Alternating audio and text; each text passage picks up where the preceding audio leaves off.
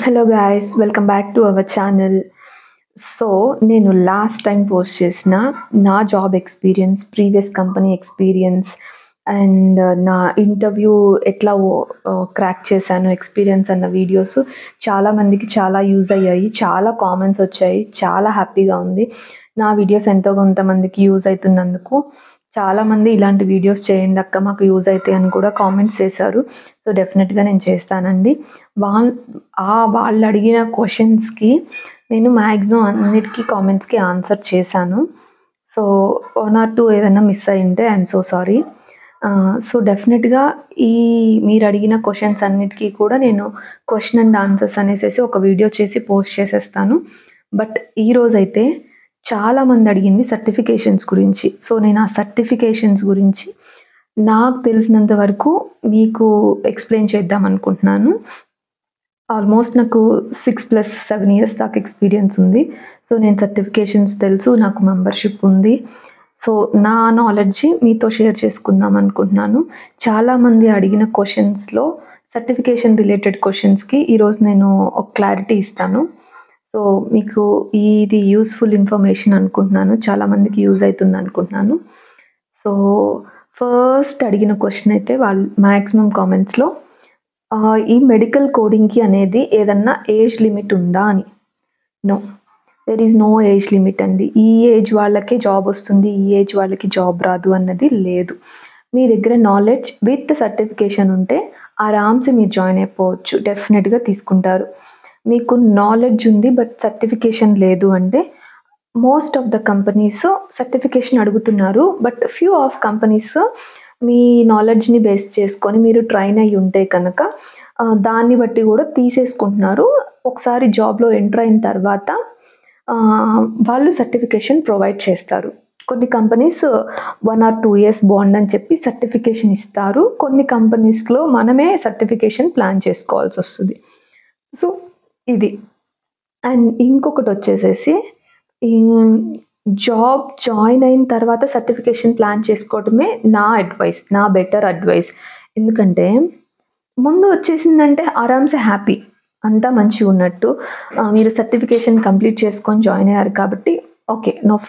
ఒకవేళ మీకు జాబ్ వచ్చింది బట్ సర్టిఫికేషన్ అవ్వలేదు. జాబ్ వచ్చినప్పుడు మీరు జాయిన్ అయిపోయి తర్వాత సర్టిఫికేషన్ ప్లాన్ చేసుకుంటే అడ్వాంటేజ్ ఏందంటే డెఫినెట్‌గా మీకు లైవ్ ఎక్స్‌పీరియన్స్ అనేది ఒకటొస్తది. What is medical coding? What is what? అసలెలా ఉంటుంది? ఏంటి? చార్ట్స్ ఎలా ఉంటాయి? నావిగేషన్ ఎలా ఉంటుంది? ICD-10 CM guidelines related things చాలా నేర్చుకుంటారు. సో, మీరలా నేర్చుకుంటూ కూడా సర్టిఫికేషన్ ప్లాన్ చేసుకోవచ్చు. సో, మీకు వర్క్ ప్రెషర్ ఎక్కువ లేదు. నేను సర్టిఫికేషన్ కూడా తర్వాత జాయిన్ అయినాక ప్లాన్ చేసుకుందాం అంటే నా అడ్వైస్ అయితే జాబ్ వస్తే జాబ్ జాయిన్ అయిపోయిండి. తర్వాత సర్టిఫికేషన్ ప్లాన్ చేసుకోండి. అండ్ చాలామంది ఆన్లైన్ ట్రైనింగ్ తీసుకుంటే బెటరా? ఆఫ్‌లైన్ ట్రైనింగ్ తీసుకుంటే బెటరా? అని క్వెషన్స్ రైజ్ అయినాయి. సో, దానిలో అయితే దట్ ఈస్ డిపెండ్స్ అండి. మీరు లైవ్ ఎక్స్‌పీరియన్స్ మీకు బానే ఉంది. నాలెడ్జ్ తొందరగా గ్రాస్ప్ చేసుకోగలరు అనుకుంటే మీరు ఆన్లైన్ సర్టిఫికేషన్ అయిన కోర్స్ తీసుకోవచ్చు. మీకు టైం ఉంది జాబ్ చేసుకుంటా కూడా నేను ఎళ్ళగలను అనుకుంటే ఆఫ్‌లైన్ ప్లాన్ చేసుకోండి. బట్ నేనైతే నాకు ఆఫ్‌లైన్ సర్టిఫికేషన్ కోసమని వెళ్ళాను గానీ నాకు ఎఫెక్టివ్ అనిపించక నేను నా జాబ్ చేసుకుంటూనే నా అంతట నేనే యూట్యూబ్‌లో వీడియోస్ చూసి గానీ ట్రైన్ అయ్యాను. అట్లా ట్రైన్ అయ్యి నా సర్టిఫికేషన్ అయితే నేను క్రాక్ చేసుకున్నాను. నేనైతే ట్రైనింగ్ తీసుకోలేదు. సో, లైవ్ ఎక్స్‌పీరియన్స్ చేస్తే గనక మీకు సర్టిఫికేషన్ గురించి ఒక ఐడియా వస్తుంది. That's depends on your knowledge and grasping పవర్‌ని బట్టి మీరే ప్లాన్ చేసుకోవాలి అదొక్కటి మాత్రం. ఇది సర్టిఫికేషన్స్ రిలేటెడు. అండ్ కొంతమంది అడుగుతున్న క్వెషన్ ఏందంటే మేము ఫ్రెష్‌లీ బయటకొచ్చామండి. గ్రాడ్యుయేషన్ కంప్లీట్ చేసేసుకొని. సో, విత్ సర్టిఫికేషన్ జాయిన్ అవ్వాలా? వితౌట్ సర్టిఫికేషన్ జాయిన్ అవ్వాలా? ఒకవేళ విత్ సర్టిఫికేషన్ అయితే ఏది బెటరు? వితౌట్ సర్టిఫికేషన్ అయితే జాయిన్ అయినాక ఎటు సర్టిఫికేషన్ చేస్తారు కాబట్టి no problem. So, with certification అయితే ఏ సర్టిఫికేషన్ అయితే బెటరు? ఏ మెంబర్‌షిప్ తీసుకుంటే బెటరు అని చాలామంది అడుగుతున్నారు. దానిలో వచ్చి నా అడ్వైస్ అయితే ఏ సర్టిఫికేషన్ అయినా ఓకే అండి. ఏఏపీసీ మెంబర్షిప్ సర్టిఫికేషన్ తీసుకున్నా ఓకే. అండ్ అహీమా సర్టిఫికేషన్స్ అని ఈ 2 ఉంటాయి mostly. Most of the members ఏఏపీసీనే ప్రిఫర్ చేస్తారు. ఒకవేళ మీరు ఏదైనా జాబ్ జాయిన్ అయ్యి తర్వాత సర్టిఫికేషన్ ప్లాన్ చేసుకుంటే, మీ కంపెనీ వాడు ఏ సర్టిఫికేషన్ అయితే ప్రొవైడ్ చేస్తారు. Either AAPC or AHIMA. ఈ 2 సర్టిఫికేషన్స్‌లో ఏది ప్రొవైడ్ చేస్తారంటే అదే మీరు తీసుకోవచ్చు. No problem. సర్టిఫికేషన్ ఏదైనా గానీ ఒక సర్టిఫికేషన్ మ్యాండేటరీ. కొన్ని కంపెనీస్‌లో జాయిన్ అవ్వాలంటే. ఈ సర్టిఫికేషనే కావాలని లేదు. అండ్ మోస్ట్‌లీ అయితే 90% మెంబర్స్ ఫస్ట్ సీపీసీ ప్రిఫర్ చేస్తారు. సర్టిఫైడ్ ప్రొఫెషనల్ కోడర్ అనేసేసి ఈ సర్టిఫికేషన్ ప్రిఫర్ చేస్తారు. Either COC certified outpatient coders. ఈ 2 సర్టిఫికేషన్ సేమేనండి. పెద్ద డిఫరెన్స్ అయితే ఉండదు. ఏ సర్టిఫికేషన్ చేసినా నువ్వు ఈ సర్టిఫికేషన్ చేస్తేనే ఎలిజిబుల్, నువ్వు ఈ సర్టిఫికేషన్ చేస్తే నాట్ ఎలిజిబుల్ అట్లా ఏం లేదు. ఈ 2లో నువ్వు ఏ సర్టిఫికేషన్ చేసినా మెడికల్ కోడింగ్ జాబ్‌కి eligible. Most of the member అయితే CPC certified professional coder prefer చేస్తారు. ఇది. అండ్ ఏఏపీసీ సర్టిఫికేషన్‌లో వచ్చేసేసి సర్టిఫికేషన్స్ ఎక్కువుంటాయి. అహీమాలో వచ్చి తక్కువ ఉంటాయి. But both are same. No problem. ఏదైనా మెంబర్‌షిప్ తీసుకోవచ్చు. మీ కంపెనీ వాడు ప్రొవైడ్ చేసిన దాన్ని బట్టి. ఒకవేళ మీ కంపెనీ వాడు ప్రొవైడ్ చేయట్లేదు అంటే సర్టిఫికేషన్ మీరు ఓన్‌గా తీసుకోవాల్సొస్తది. సో, నా సజెషన్ అయితే సీపీసీ ఆర్ సీఓసీకెళ్ళండి. అది మీరు ఈడీ ఎక్స్‌పీరియన్స్, ఈఎండ్ఎం ఎక్స్‌పీరియన్స్, మీరు జాయిన్ అయిన జాబ్ వచ్చి ఈడీ మీద, ఈఎండ్ఎం ఎక్స్‌పీరియన్స్ మీద అట్లా ఉందంటే సీపీసీ ఆర్ సీఓసీ ఏదైనా తీసుకోండి. అండ్ ఇవి తీసుకున్న తర్వాత మీరు మీ ఎక్స్‌పీరియన్స్ పెంచుకునే కొద్దీ అడిషనల్ సర్టిఫికేషన్స్ కూడా చేయొచ్చు. అడిషనల్ సర్టిఫికేషన్స్ కూడా చాలానే ఉన్నాయి. ఓకే. సపోజ్ ఏఏపీసీ సర్టిఫికేషన్‌కెళ్దామండి మెంబర్‌షిప్‌లో. అక్కడ వచ్చేసేసి CPC certified professional coder, CPB certified professional biller ఇది సెపరేట్‌గా ఉంటుంది. CRC certified risk adjustment coder ఇది హెచ్‌సీసీ కోడింగ్ వాళ్ళకి బాగా యూజ్ అయితుంది. Risk adjustment కోడర్. యాక్చువల్లీ నేనిప్పుడు చేస్తుంది హెచ్‌సీసీ రిస్క్ అడ్జస్ట్‌మెంట్ కోడర్. బట్ నా సర్టిఫికేషన్ వచ్చి సీఓసీ కంప్లీట్ అయింది. సో, నేను అడిషనల్ సర్టిఫికేట్ నాకు ఎక్స్‌పీరియన్స్ ఉంది. నేను అడిషనల్ సర్టిఫికేట్‌గా ఈ సీఆర్‌సీ నేను ఆల్రెడీ చేస్తుంది హెచ్‌సీసీ మీద కాబట్టి సీఆర్‌సీ ప్లాన్ చేసుకుందామని థాట్‌తో ఉన్నాను. అట్లా మీరు మీ ఎక్స్‌పీరియన్స్ పెరిగే కొద్దీ అడిషనల్ సర్టిఫికేషన్స్ ప్లాన్ చేసుకోవచ్చు. అండ్ సీఐసీ అంటే certified inpatient coder. And CEMC అంటే ఏంటి certified evaluation and management coder. CDEO means certified document expert of outpatient. ఇదేంటంటే COC certified outpatient coder ఉంటారు కదా, ఆ కోడర్కి వచ్చే చార్ట్స్ని డాక్యుమెంట్ ఎక్స్పర్ట్ కూడా మీరు చేయాలనుకుంటే సిఓసికి సిడిఈఓ ఈ సర్టిఫికేషన్ ప్లాన్ చేసుకోవచ్చు. సిఐఈ అంటే సర్టిఫైడ్ ఇన్ పేషెంట్ కోడర్. దీనికి కూడా డాక్యుమెంట్ ఎక్స్పర్ట్గా మీరు సర్టిఫికేషన్ చేయాలనుకుంటే సిడిఈఐ చేసుకోవచ్చు సర్టిఫికేషన్. అండ్ ఇంకొకటి మెడికల్ కోడర్ తర్వాత నెక్స్ట్ పొజిషన్ వచ్చి సీనియర్ మెడికల్ కోడర్, తర్వాత ఆడిటర్.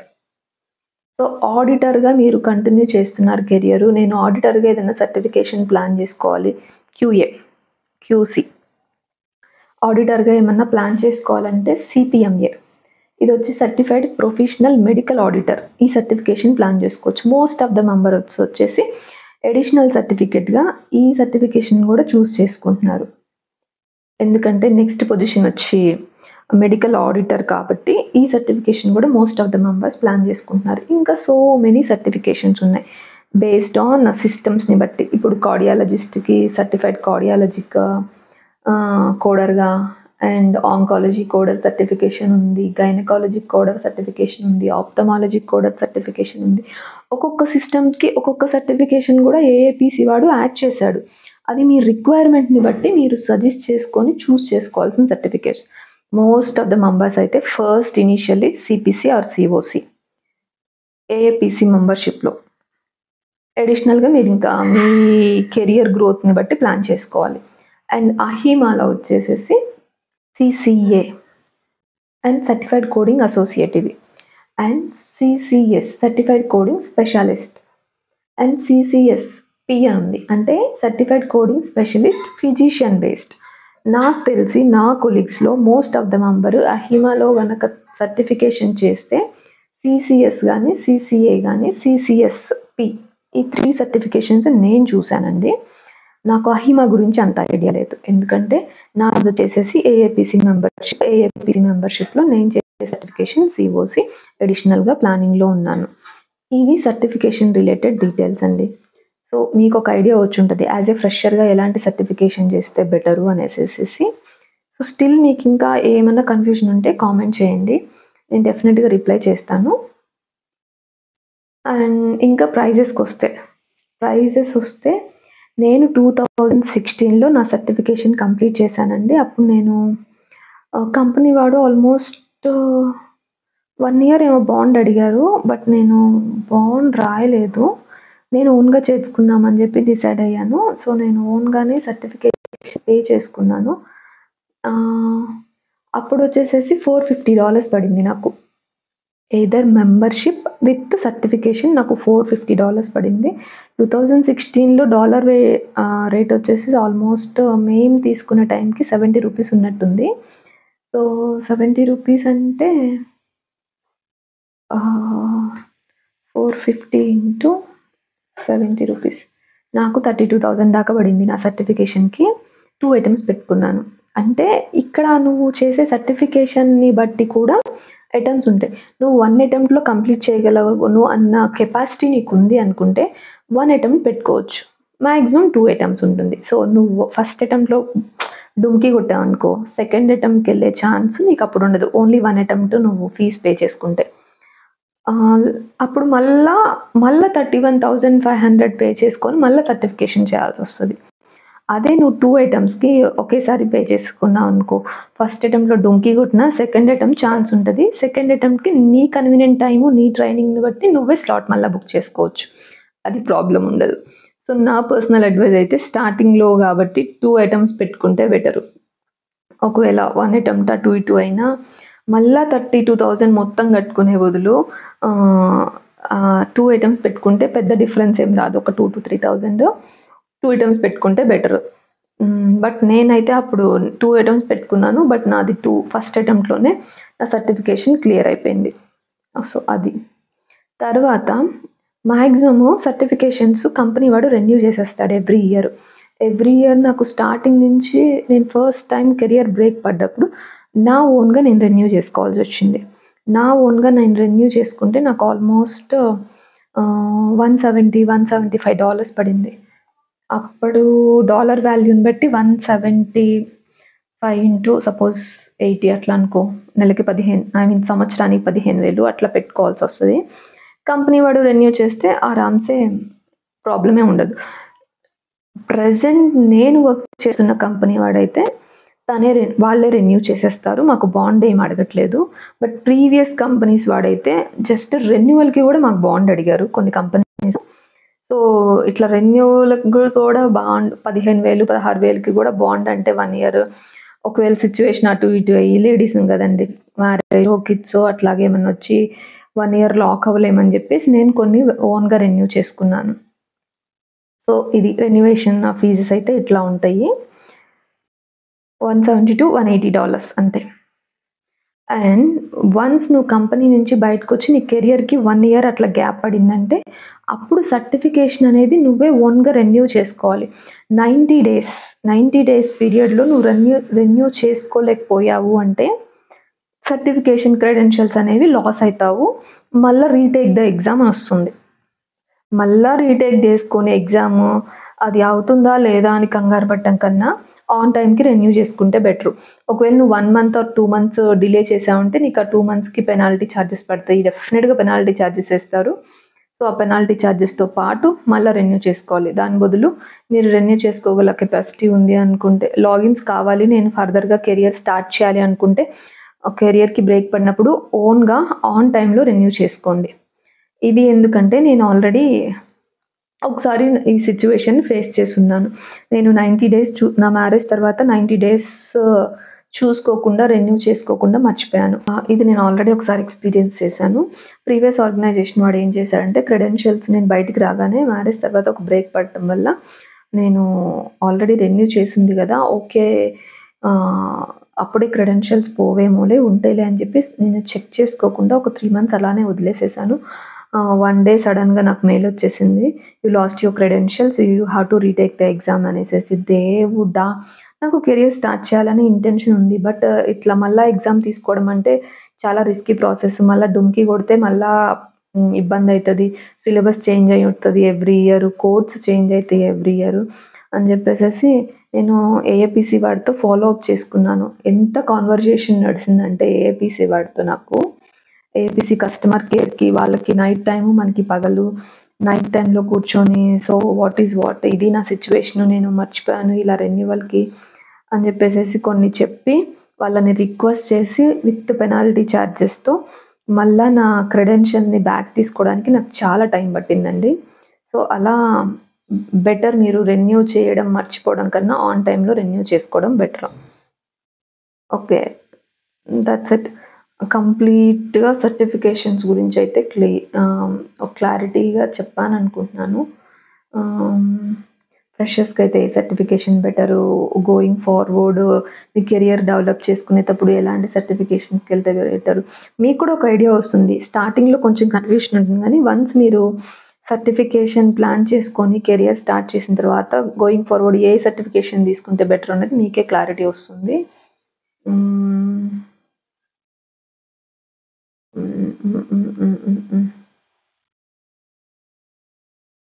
అంతే మాక్సిమం కవర్ చేశానండి. సో, స్టిల్ మీకింకా ఏమన్నా డౌట్స్ ఉంటే కింద కామెంట్ చేయండి. నేను రిప్లై చేస్తాను. యాస్ పర్ మై నాలెడ్జ్ నాకు తెలిసినంత వరకి ఏ సర్టిఫికేషన్ అయితే బెటరు, ఏంటి అన్నది మొత్తం చెప్పేసేసాను. సో, కామెంట్ చేయండి. నేను రిప్లై చేస్తాను. ఇంకా అక్క ఇట్లా వీడియో అయితే పోస్ట్ చేయక్క. నీ నాలెడ్జ్ ప్రకారం మాకు కొంచెం యూజ్ అయితుందనుకుంటే అలాంటివి గూడా సజెషన్స్ నాకివ్వండి కింద కామెంట్ రూపంలో. డెఫినెట్‌గా నేను అట్లాంటి వీడియోస్ గూడా చేసి పోస్ట్ చేస్తాను. సో, ఐ హోప్ ఈ వీడియో మీకు నచ్చింది అనుకుంటున్నాను. సో, మన ఛానల్‌ని ఎవరైనా ఫస్ట్ టైమ్ చూస్తున్నట్లయితే do subscribe to our channel. And like చేయండి మీకు వీడియో నచ్చితే. మీ లైక్ నాకు కొంచెం ఇన్స్పిరేషన్ అనమాట. ఓకే. నా కంటెంట్ అందరికీ నచ్చుతుంది. సో, నేను యూజ్‌ఫుల్ ఇన్ఫర్మేషన్ ఇస్తున్నాను అనేసేసి ఒక ధీమా అనమాట. ఇంకా చేయాలనిపిస్తది. సో, ఇలాంటి వీడియో మీ కొలీగ్స్‌లో ఫ్రెష్‌గా గ్రాడ్యుయేషన్ కంప్లీట్ చేసి బయటకొచ్చి మెడికల్ కోడింగ్ ఫీల్డ్ వైపు వెళ్ళాలి అనుకున్న వాళ్ళకి ఎవరికైనా యూజ్ అయితుంది అనుకుంటే డెఫినిట్‌గా షేర్ చేయండి. And finally bye.